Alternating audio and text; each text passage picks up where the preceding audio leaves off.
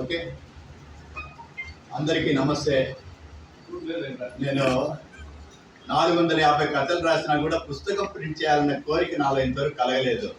కానీ తపస్వి మనోహరం వారు ఓ కథల పోటీలు పెట్టారు, 10 అంశాల మీద కథలు రాయమని.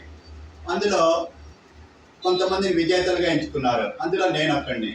ఆ తర్వాత వాళ్ళు ఏం చేశారంటే, ఈ కథలు మీతో పాటు మీకు కథలు కొన్ని పంపండి, మేము పుస్తకంగా పంపుతామన్నారు. నా కథలు కొన్ని పంపాక వాళ్ళు పుస్తకంగా పంపారు. ఈరోజే ఆ పార్సల్ వచ్చింది. సరే, మా ఇంటి బంధువుల్లో 100 సంవత్సరాలు పూర్తి చేసుకున్న శ్రీమతి కనకవల్లి గారిని నా ఈ పుస్తకావిష్కరణ చేయమని నేను కోరుతున్నాను. డబ్బు లేదు.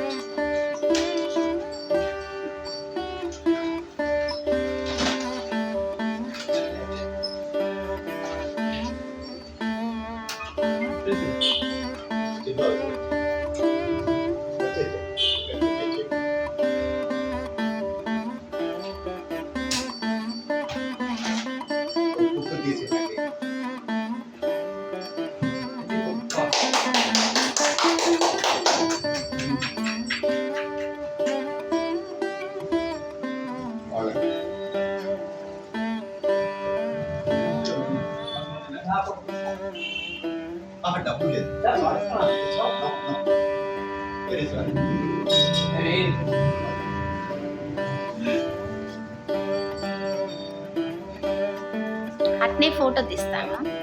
సంతోషం పడుతున్నాను.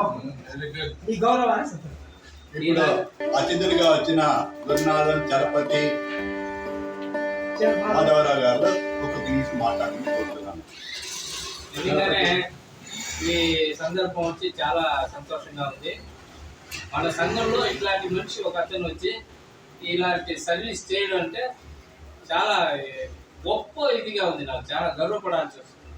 ఇది మాకు కథలు ఇంకా వచ్చి రాసి ఇంకా బుక్స్ చాలా వచ్చి ఆయన చేయాలని కోరుకుంటున్నాను. చాలా సంతోషం. ఈ విధంగా పుస్తకాలు ఇంకా ప్రింట్ చేసి వాళ్ళ పుస్తకం ఆ ఇల్లంతా పుస్తక భాండారంగా రావాలని నా కోరిక ఉంది. ఇది పుస్తకం రచన ఒక రైతు ఆయన చేసే సర్వీసుల్లో ఇది మేజర్ వర్క్ ఇది. బట్ సామాజిక సేవలో ఆయన పాత్ర నిజంగా ఇంకా నన్ను చూసాను. ఏ విధమైన సామాజిక సేవలు అయినా ఆయన ఫస్ట్ ముందుంటారు. దీంట్లో ఇది ఒక చిన్న భాగమే. సో దాన్ని చాలా మా బంధువు అయినందుకు నేను చాలా గర్వపడుతున్నాను.